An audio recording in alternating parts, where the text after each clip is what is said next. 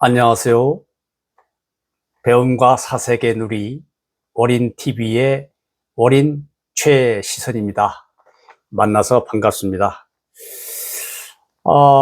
오늘 여러분에게 드릴 말씀은 훈민정음 비밀 코드와 신미대사라는 그런 주제입니다. 사실은 제가 3년 전에요, 이런 도전적인 책을 낸 적이 있습니다. 혹시나 들어보셨는지 모르겠지만은요, 바로 지금 말씀드린 그런 제목입니다. 과연 훈민정음은 어떻게 탄생했을까? 정말 저는 궁금했습니다. 그래서 이 책에서는 맥락적 근거로 파고든 한글 탄생의 비밀 이야기, 이렇게 부제를 붙였지요. 사실은 저는 책을 내긴 냈는데 이것이 과연 얼마나 많은 사람들이 이 책을 읽고 알게 될까? 여기에 머무르지 말고 좀 더 적극적으로 제가 공부하고 연구한 것을 많은 사람들에게 좀 알리고 공유하면 어떨까? 이래서 유튜브 채널을 개설을 했고요. 또 유튜브 채널 안에 이런 하나의 또 채널을 만들었습니다. 이 이야기는요, 1부와 2부로 나누어서 말씀을 드리겠는데요. 제 1부는 제가 왜 훈민정음을 공부하게 됐는지, 또 그 계기는 무엇인지, 이런 것들을 주로 말씀을 드리고요. 제 2부에 가서는 훈민정음 비밀 코드 15가지, 제가 정리한 겁니다.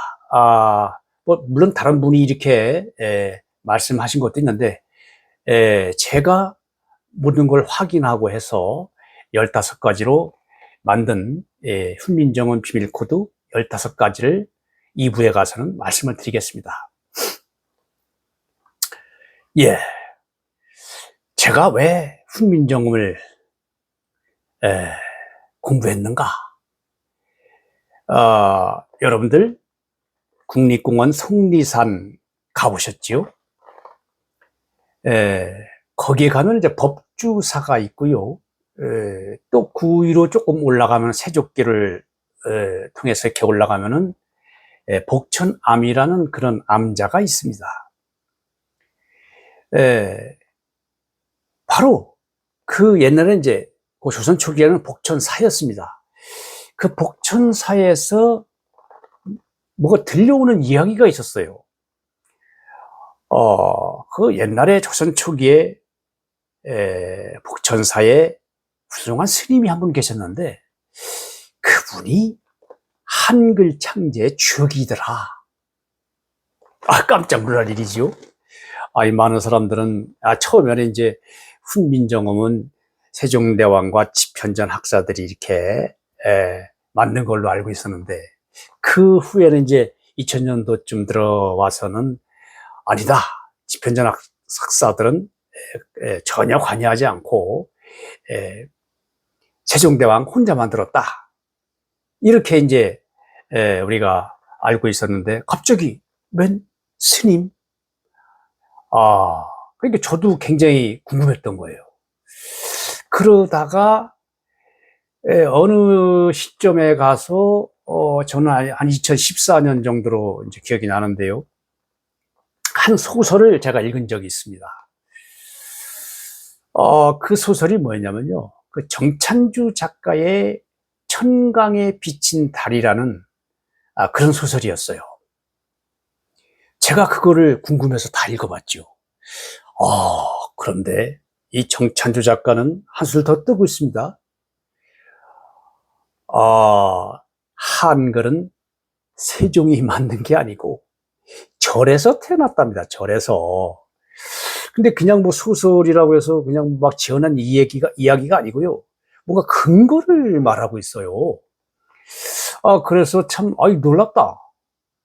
뭐 그러고서 또 저도 그냥 또 그렇구나 하고 넘어갔죠.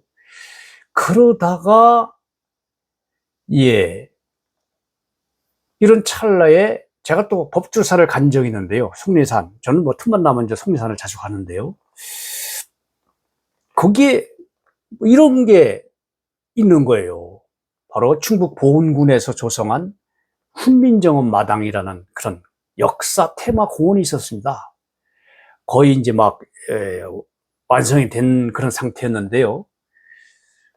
거기 가보니까 그야말로 신미대사를 중심으로 해서 동상이며 자료며 이런 것들 다 만들어 놓은 거예요. 제가 그걸 보고 너무 또 놀랬죠. 사실 이제 이 훈민정음 마당은 나중에 이제 정의품성공원으로 바뀌어집니다. 그러고서 이제 조금 더 있었는데, 영화 나란말씀이라는 영화가 나온다는 겁니다. 그래, 이게 뭔가 하고, 제가 이제 궁금했어요. 예고편을 보니까, 아니, 신미대사를 다루는 그런 영화였습니다. 제가 아주 그냥 쉽게 얘기하면 놀라서 자빠졌죠. 아니, 제가 늘 이렇게 궁금했던 거가 있었는데, 이게 영화로 나왔다? 그래서 제가, 아주 제일 먼저, 뭐 제일 먼저라면 좀 그렇고, 그 영화를 제가 봤죠. 뭐 한 서너 번 본 것 같습니다. 지금까지. 그야말로, 이 훈민정음 창제를,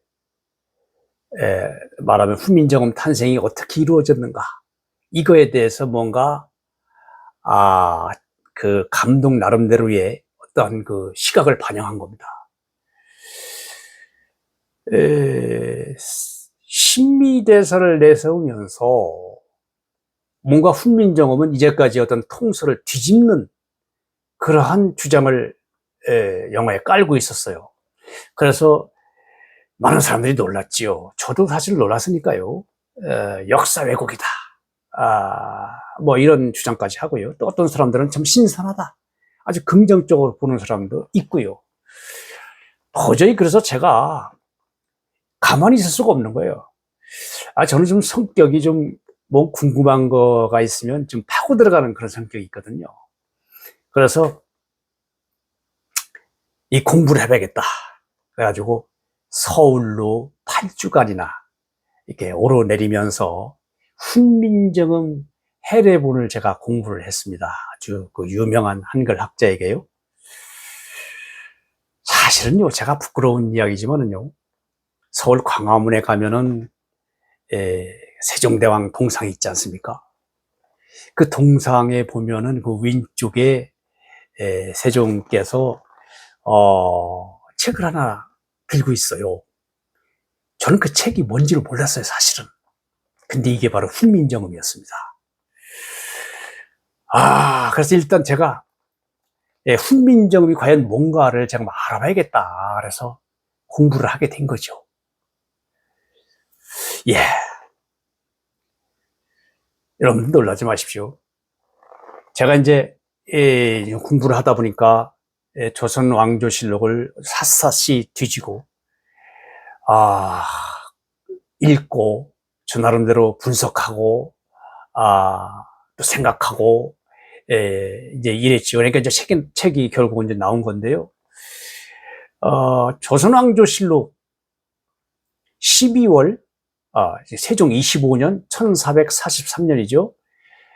12월 30일 경술 두 번째 기사에 보면은 이 바로 훈민정음을 만들었다, 훈민정음을 창제했다는 그 사실을 기록하고 있는데요.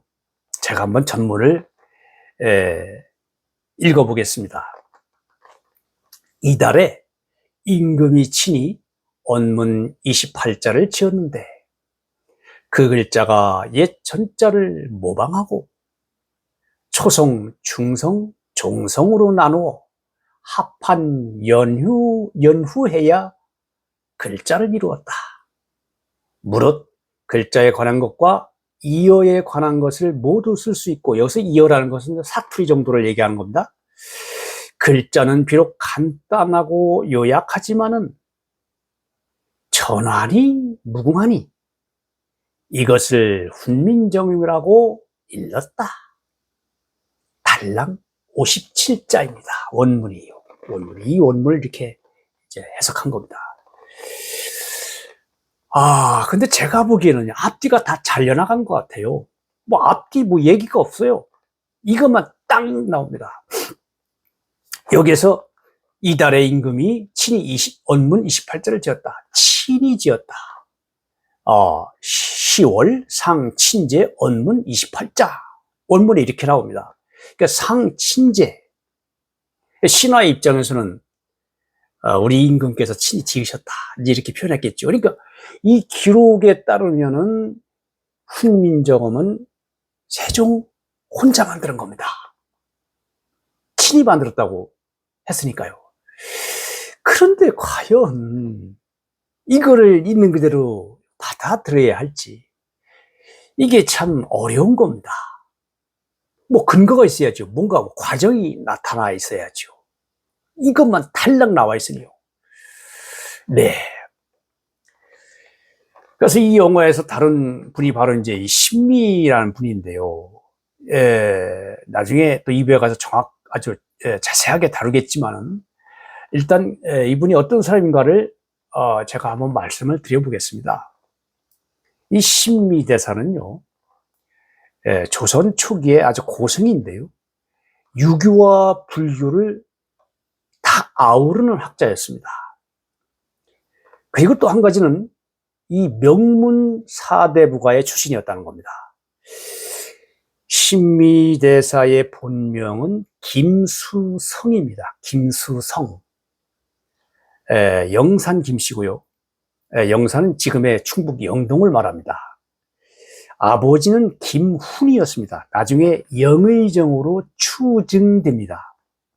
어머니는 여흥 이씨였고요. 이 두 분 사이에 장남으로 태어났습니다. 그리고 그 증조부 할아버지, 증조부가 계셨는데요. 이분은 조선 초기에 아주 나라를 건국하는데 굉장히 그 공헌을 세웠는가 봐요. 그래서 영산부원군으로 이렇게 자기되었습니다. 영산부원군이면 영의정이거든요. 영의정급이거든요. 정일품이죠. 대단한 그런 명문 사대부가 출신이었다는 거죠.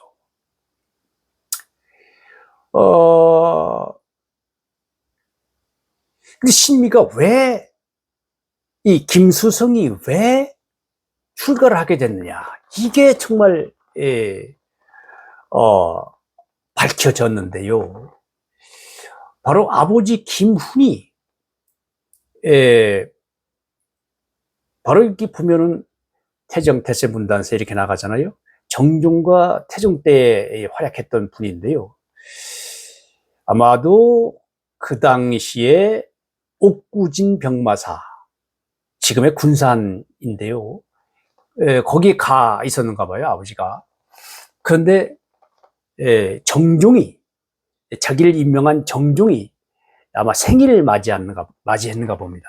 그래서 김훈은 바로 신미 아버지는 이 정종의 생일 잔치에 아마 초대를 받은 건지 아니면 축하를 하러 간 건지 그냥 모르겠는데, 하필이면 그때 할머니 상을 당했어요.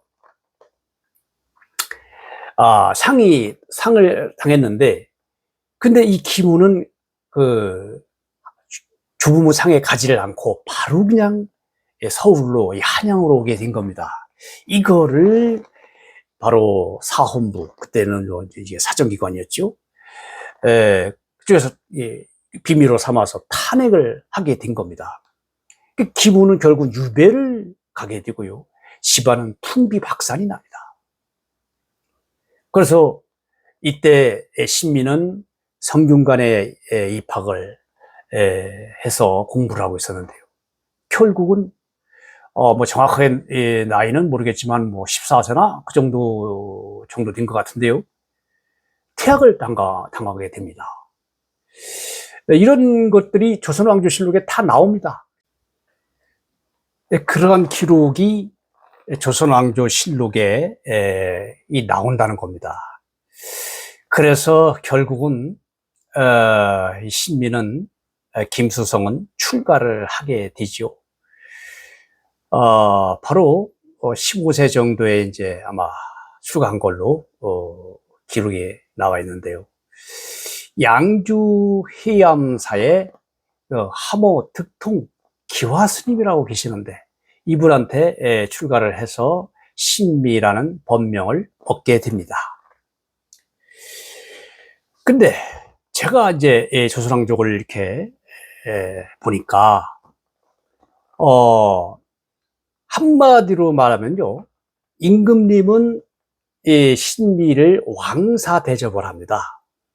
그런데 신하들은 간승으로 취급을 해요. 저는 이게 과연 왜 이것이 어떤 의미를 던져주는 것일까? 왜 임금은 왕사급으로 대우를 하는데 신하들은 간승으로 심지어는 죽이라고까지 이렇게 하는데 그 왜 그랬을까? 그게 참 궁금했습니다. 시비는요, 유학을 바탕으로 불교를 배웁니다. 이두향찰은 그 외조부가 이행이라는 분이었는데요. 이분이 예문관 대제학이었다고 합니다. 로부터 배웠고요. 주역이나 범어 같은 거, 산스크리트어죠 등은 스승 하모특통으로부터 배웠다. 그래서 이 신민은 유학과 불교를 아우르는 당대의 학생이었고 아주 지식인이었다. 이렇게 말할 수 있는 겁니다. 그리고 세종, 문종, 세조, 예종, 성종의 4대에 걸쳐서 임금들한테 극진한 예우를 받습니다. 또 하나 놀라운 사실은요, 세종이 유훈으로 26자나 되는 그런 칭호를 내린다는 겁니다. 정말로 이것이 가장 어떻게 보면은 훈민정음 비밀 코드, 즉 열쇠를 풀 수 있는 하나의 강력한 열쇠가 되지 않겠는가. 이런 생각을 저는 하고 있습니다. 방금 전에도 말씀드렸지만요, 신하는 신비를 죽이라고까지 합니다. 그런데 임금들은 한결같이 받아들이지를 않습니다.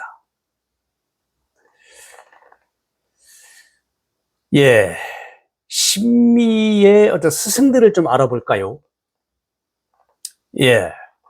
바로 위의 스승은 하모득통 기화입니다.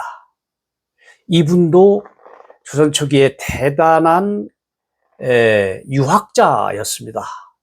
그런데 아마 성균관에서 공부한 것 같아요.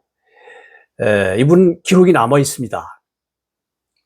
그런데 그 동료의 어떤 죽음을 보고 너무 인생에 대한 어떤 무상을 느껴서 출가를 했다. 그때 당시에는 아직도 불교가 아주 강세를 떨쳤겠죠. 불교적인 정서였을 겁니다. 이 하모득통의 스승은 바로 여러분도 많이 아시는 무학대사입니다. 무학대사.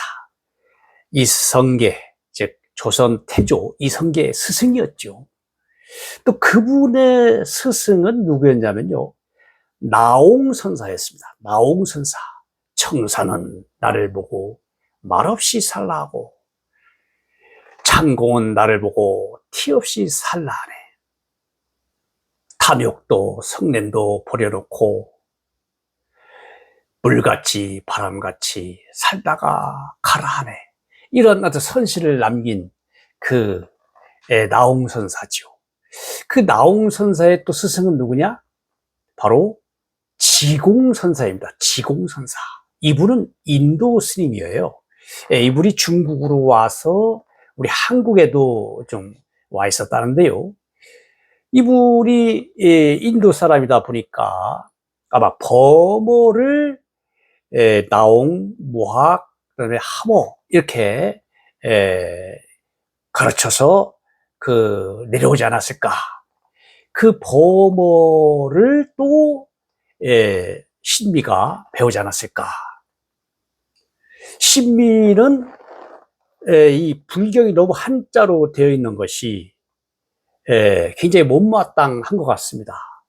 그래서 범어를 직접 공부를 하다 보니까 뭐 이 산스크리트어가 어떻게 보면 참 대단한 문자 아닙니까? 그러니까 뭐 티베트, 그다음에 일본어, 그다음에 뭐 뭐 몽골어 등등 이런 외국어도 이제 알게 된 거죠. 예, 오늘은 이렇게 제가 왜 훈민정음을 공부하게 됐는지, 그리고 그 계기는 무엇이었는지, 또 그 영화의 어떻게 보면 주인공으로 또 제가 결국은 공부하고 연구하게 된 그 신미대사라는 사람은 누구인지를 알아보았습니다. 다음 제2부에서는요, 훈민정음 비밀 코드 15가지에 대해서 알아보겠습니다. 여러분, 고맙습니다. 어린 최시선이었습니다.